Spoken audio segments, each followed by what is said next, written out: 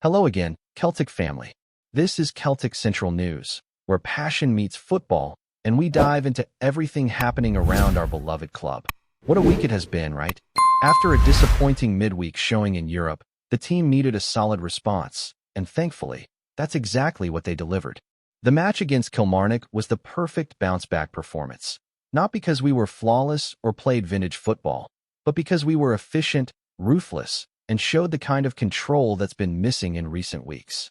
Martin O'Neill himself admitted after the game that it wasn't spectacular, but it was exactly what was required. 3 points, a clean sheet, and a sense that this team is starting to rebuild its confidence again after a rocky spell. From the very first whistle, you could tell Kilmarnock were in trouble. Their defending was chaotic, almost comical at times, and when Rio Hatate cut the ball back for Johnny Kenny to slot home within the opening minutes, you could already sense the fight had gone out of them. Kenny's strike marked his 4th goal in as many games under O'Neill, and that alone tells a story about the positive shift happening within the squad. Kenny's confidence is back, and you can see it in his movement, in his hunger for the ball, and in the way he celebrates every goal as if it's his first. From that point onward, the game felt like it was already over. Celtic dominated without needing to overextend themselves, controlling the tempo and forcing Kilmarnock to chase shadows. There were a few moments of danger, of course, one long-range effort that rattled the bar and a decent save from Kasper Schmeichel, but nothing that truly threatened to derail the rhythm Celtic had established. What stood out most was how composed the players looked even after that disappointing European outing. Instead of dwelling on mistakes, they showed focus and maturity. It wasn't a flashy performance, but it was a professional one, and those are the games that win you titles. Kyogo Furahashi's finish to make it 2-0 was pure class. From outside the box, he struck with precision and confidence, reminding fans of his earlier goal against the same side back in 2017. It wasn't as spectacular this time, but it was every bit as effective. Then came Engels with one of his trademark passes, the kind of delivery that slices through defenders and opens the game up completely. It was a move straight from the training ground, and Daisen Maeda finished it perfectly under pressure. Poor Eddie Beach, Kilmarnock's keeper, never stood a chance. His afternoon went from bad to worse, and by the time Maeda scored, you could feel sympathy in the stands, but only just. Celtic fans have seen their team punished often enough. They weren't about to feel too sorry for anyone else. Then there was Young, ever the enigma. When the scoreline is comfortable, he suddenly becomes unstoppable. He was electric down the left wing, beating his man with ease and forcing defenders into panic challenges. His run for the penalty was brilliant, direct, confident, and aggressive. It was a clear foul, even from the far end of the stadium, and nobody could understand why VAR had to get involved. Still, the penalty stood, it was coolly converted, and Celtic cruised to a commanding 4-0 win. That's now 3 victories out of 4 under Martin O'Neill, including that memorable win over Rangers in the Cup that sent us into the final. It's been a refreshing change from the slow, hesitant football that marked the end of the Brendan Rodgers era. Under O'Neill, Celtic looks sharper, more motivated, and more confident in front of goal. You can see the difference in how quickly they attack, how aggressively they press, and how the players seem to believe in themselves again. Confidence is a fragile thing in football, but when a manager restores it, you can see it ripple through the entire squad. And that's exactly what seems to be happening now. The European form still leaves plenty to be desired, and O'Neill himself admitted as much, saying the goals conceded midweek were easily preventable. But he also recognized that there's no point in dwelling on frustration. The team needed a reset, and that's what this one provided. Now Celtic head into a much-needed break, a chance to regroup, recover, and prepare for a challenging run of away fixtures. O'Neill has hinted that he's likely to stay on after the break, and given the stability he's brought so far, few could argue with that decision. Ideally, the board would appoint a permanent manager soon, but O'Neill has steadied the ship, and for now, that's exactly what the club needed. Injuries, though, remain a massive concern. Marcelo Serra went off looking in real pain with what appears to be another hamstring strain, a recurring theme this season. It's worrying how often we're seeing these muscular problems. Callum Wilson and Alistair Johnston are also facing surgery, which means they'll be sidelined for quite some time. It's a cruel blow, especially given how influential both have been when fit. O'Neill confirmed after the game that both surgeries are set for Tuesday, calling it a busy day for the Celtic surgeon. The tone may have been lighthearted, but the situation certainly isn't. Celtic's depth is being tested to its limits, particularly at fullback. That's why it was so encouraging to see young Simpson Pugh make his debut. Nobody expected to see him start, let alone out of position at right back, but he handled himself admirably. O'Neill joked after the match that he thought about taking him off after 4 minutes. But that's just classic Martin, a mix of dry humor and brutal honesty. Pugh grew into the game, finding his rhythm and even linking up well with Maeda as the match went on. It's a reminder that sometimes, when injuries pile up, opportunities arise for players who might otherwise go unnoticed. Pugh didn't look out of his depth, and given how thin Celtic are defensively right now, he might just have earned himself a few more starts. O'Neill's approach to players has been refreshing in its old-school simplicity. He doesn't sugarcoat things, and in a football world obsessed with protecting egos, his honesty feels almost revolutionary. He's not afraid to criticize when it's warranted, and he's not quick to hand out praise either. But the players seem to respond to that. There's a sense that they respect him, even when he's tough on them. Maybe it's because O'Neill represents something Celtic have been missing lately. That raw passion, that demand for excellence, that refusal to accept mediocrity. And you can feel it in the atmosphere too. The fans, though still cautious after a turbulent few months, are beginning to believe again. There's energy in the stands, a sense of unity that had been fading. The win over Rangers helped restore pride, and these back-to-back league victories have brought optimism back to paradise. The football may not yet be flawless, but it's purposeful, and that makes all the difference. As Celtic head into the international break, there's plenty to think about. Injuries to manage, players to rest, and perhaps a few transfer targets to identify ahead of January. The defense is clearly stretched thin, and recalling loanees like Welsh or Robertson might become necessary if reinforcements don't arrive soon. But for now, the mood is lighter. A 4-0 win, a cleaner sense of direction, and a manager who seems to understand the heartbeat of this club. Sometimes that's all you need to turn a season around. Looking deeper into the match and beyond the scoreline, what stood out most was the belief flowing back through the Celtic squad. That word, belief, kept coming up in the players' interviews afterward.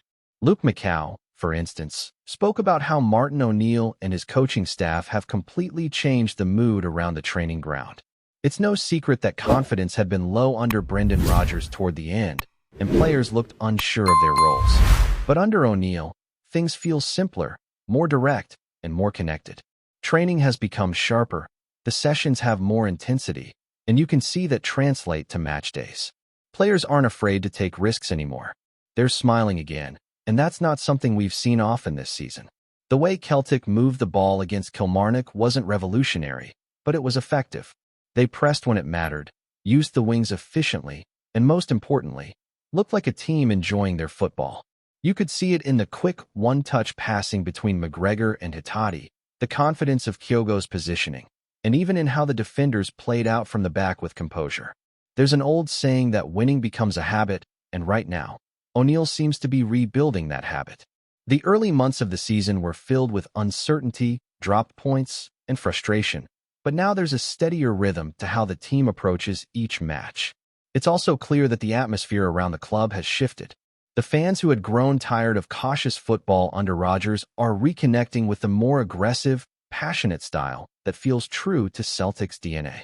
There's a noticeable edge, a determination to prove something. O'Neill's presence has brought back an aura of accountability. He doesn't let standards drop, and you can tell the players respect that. Even when he jokes about taking Simpson Pugh off after 4 minutes, it comes from a place of honesty rather than cruelty. He wants his players to understand that Celtic can never afford to be complacent, no matter the opponent. Simpson Pugh's debut is a great example of that mentality. Thrown into an unfamiliar role, the young defender didn't hide. He grew stronger as the game went on, connecting better with Maeda, showing bravery in his tackles, and even joining attacks when the space opened up. There's still a rawness to his game, but that's natural. What matters is that he showed character. And that's something O'Neill values highly. Players who respond to challenges instead of shrinking from them. Celtic have always been at their best when young talent steps up in difficult moments. And this felt like one of those nights where a new face reminded everyone that hunger still counts as much as experience. Still, the growing injury list cannot be ignored. The news that Alistair Johnston and Callum Wilson both need surgery was a major blow. Both have been vital to the balance of this team, not just in their positions, but as leaders on the pitch. Losing them for several months will test the depth and resilience of this squad. Marcelo Serra's hamstring problem only adds to the concern. It's starting to look like more than bad luck, a pattern that needs addressing. Whether it's training intensity, fatigue, or just coincidence, something is clearly off. And with the January window still weeks away, Celtic will need to be creative to manage through this stretch. That could mean recalling players from loan spells. Stephen Welsh at Motherwell and Robertson at Inverness might suddenly become part of the conversation again. They're not the most glamorous options, but when you're short on defenders, you use what you have. The same goes for youngsters in the B squad, even if they lack experience. O'Neill has never been afraid to throw players into the deep end, and right now, necessity might force his hand. What's important is that Celtic remains stable at the back because the defensive structure will define how far this team can go domestically. Offensively, the signs are far more positive. Johnny Kinney's form under O'Neill is nothing short of remarkable. 4 goals in 4 games tell you everything about his resurgence. Under Rodgers, he looked lost at times, starved of service and confidence. Now he's thriving on early balls into the box, quick transitions, and the kind of trust from his teammates that every striker needs. His movement has improved, and his understanding with Kyogo and Maeda is getting better each match. Celtic finally look like a team that can score in multiple ways, through pace on the wings, precision in midfield, or clinical finishing in the box. Daisen Maeda, despite some inconsistency, continues to be a fascinating player to watch. His energy is unmatched, and when he's in full flow, defenders can't handle his pace. He's also rediscovering the composure that deserted him earlier in the season. That goal against Rangers last week seemed to reignite his spark, and the assist against Kilmarnock showed the selflessness that makes him so valuable. Even when he's not scoring, his work rate sets the tone for the team. O'Neill clearly values that attitude, and it's starting to rub off on the rest of the squad. Young, too, deserves a mention. He remains unpredictable, frustrating one moment, unplayable the next. But his ability to break lines and create moments of chaos gives Celtic something they've lacked: unpredictability. When games get tight, players like Young can open them up. His run that won the penalty was classic Young: confident, fearless, and decisive. If he can find consistency, he could become a key figure during this stretch where Celtic need every bit of creativity they can muster. Looking ahead, the focus now shifts to maintaining this momentum. The international break arrives at a good time for Celtic, allowing the squad to heal and reset mentally. The next run of away games will be tough, and O'Neill knows that.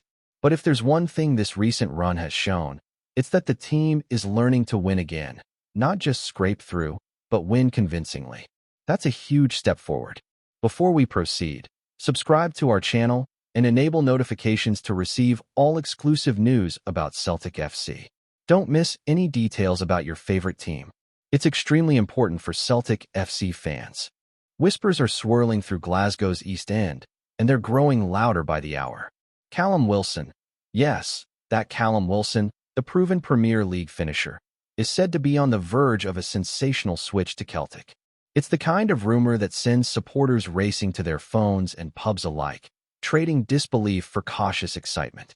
Could the Hoops really be about to land one of England's most reliable goal-getters? Sources close to Parkhead suggest that discussions have been taking place quietly behind the scenes for weeks. The striker, long admired by Celtic scouts, is reportedly open to a move that would see him trade the intensity of the Premier League for the roar of the Green Brigade. And who could blame him? The lure of Champions League nights under the lights, the deafening chorus of "You'll Never Walk Alone," and the chance to write his name alongside the legends of Lisbon Lions lore, it's a romance few could resist. Wilson, known for his lethal finishing and tireless work ethic, has long been considered one of the most underrated forwards south of the border. Injuries may have disrupted his rhythm in recent seasons, but when fit, he remains a predator of the highest order, the kind of player Celtic have been craving to spearhead their attack. Club insiders hint that the manager has been pushing for a proven marksman, Someone who can convert dominance into goals and ensure domestic supremacy translates onto Europe's grander stage. The mood among fans is electric, tinged with disbelief. Some see Wilson as the missing piece, the striker capable of turning good Celtic sides into great ones. Others wonder if this is simply transfer talk spun out of thin air. But those who claim to have seen early movements, agents spotted in Glasgow, cars entering Lennoxtown at curious hours, insist there's more to this than gossip. If the move materializes, it would be one of the most eye-catching arrivals in Scottish football in recent memory. A Premier League star trading English pitches for the passion of paradise? It might sound too good to be true, but around Celtic Park tonight, hope is humming louder than ever. Hello, fan. Don't forget to like and subscribe to the channel, as it means a lot to Celtic FC. Also, share your opinion about the news in the comments below. See you in the next video.